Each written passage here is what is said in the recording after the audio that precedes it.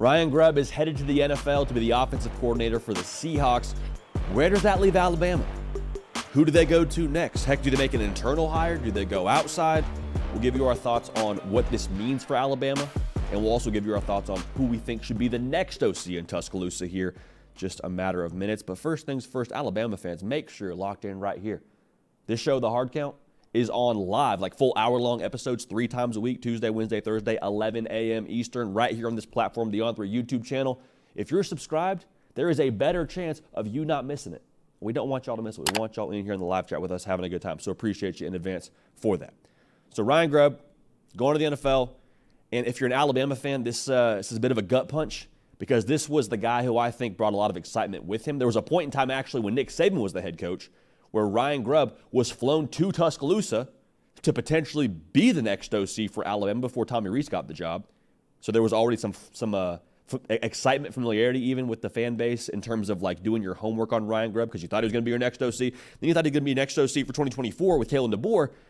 And now he's gone to the NFL. And so there's the frustration because of just quite frankly his resume and what he did with that Washington offense.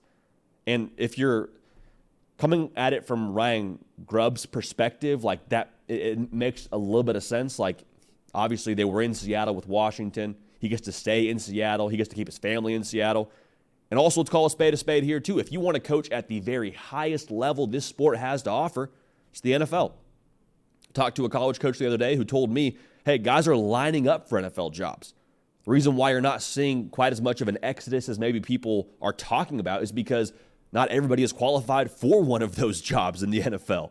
But Ryan Grubb, given his track record and given what he did at Washington, and clearly being able to get this job, is more than qualified to be the OC in Seattle. So you understand it. You hate it if you're a Bama fan, but it's hard to blame Ryan Grubb given the circumstances.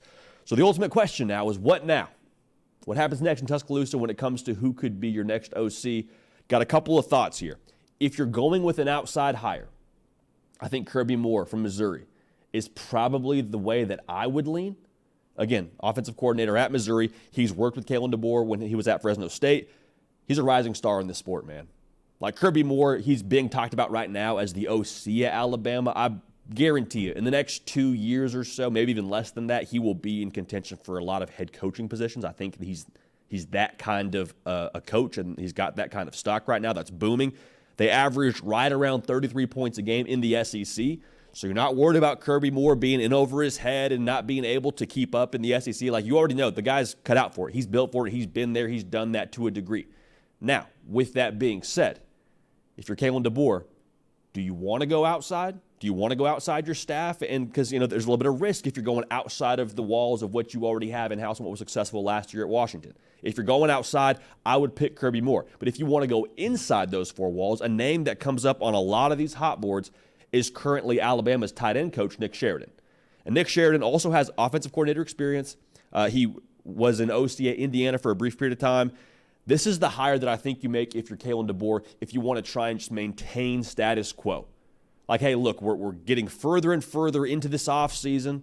We're getting closer and closer to spring football. Do I really want to make an outside hire and try and install this offense over the course of winter and try and get everybody on the same page? Or I just want to hire somebody that I feel good about, that I already know, that's been on our staff.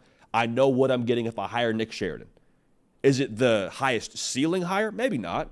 Doesn't mean it couldn't be wildly successful. It just means that you would go with someone that, again, you feel confident in, you have a familiarity with, and you're not trying to make it overly complex. That's another thought. Now, for me, if I'm Kalen DeBoer, this is what I would do. I'd look around the room, probably look around college football in terms of who's available for this job or who I can maybe go and get. Is there anybody that I feel with 1,000% certainty is a better offensive mind, a better play caller than me? I don't think so. If I'm Kalen DeBoer, I'm tagging myself as the offensive coordinator for Alabama, at least for this season. And maybe it's not a long-term fix. Maybe this time next year, Alabama's already hired their future offensive coordinator and Kalen DeBoer can kind of pass the sticks. But look at year one. There's a lot on the line here. Stakes are pretty high for this first year for Kalen DeBoer because everybody wants to know, what are you going to be as Alabama's head coach? You're following in the shoes of the greatest of all time. What are you going to be as the next guy at Alabama? Year one, whether it's fair or not, is going to determine how we feel about Alabama. And more importantly, it's going to determine how a lot of recruits feel about Alabama. And so if I'm Kalen DeBoer, I'm saying, listen, if we go down, we go down on my terms. If we don't have the success that I think we should have my first year as the head coach in Tuscaloosa, it is going to be nobody's fault but mine because I was calling the plays, because I was running the offense. I like that for Kalen DeBoer. I personally would feel like that would be the direction I would go if I were in his shoes. Now, if you were to go somewhere else, there's risk involved, period, whether it's internal or external. I think making yourself the offensive coordinator in some ways provides the least amount of risk. Now, again, I want to go back to something I just said a second ago. I don't think this is the way that it goes this year and into the future. I think it's a short-term thing.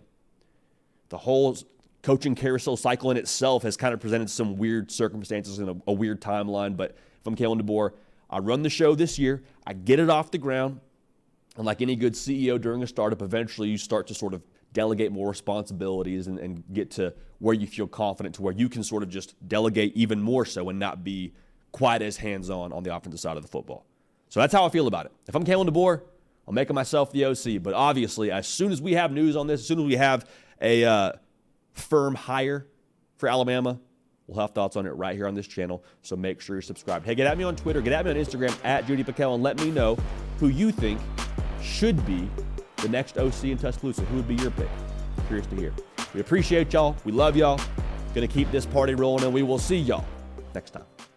Hey y'all, thanks so much for watching. Subscribe to the channel here to make sure you don't miss an episode of The Hard Count. Also be sure to check out other videos on the On3 YouTube channel.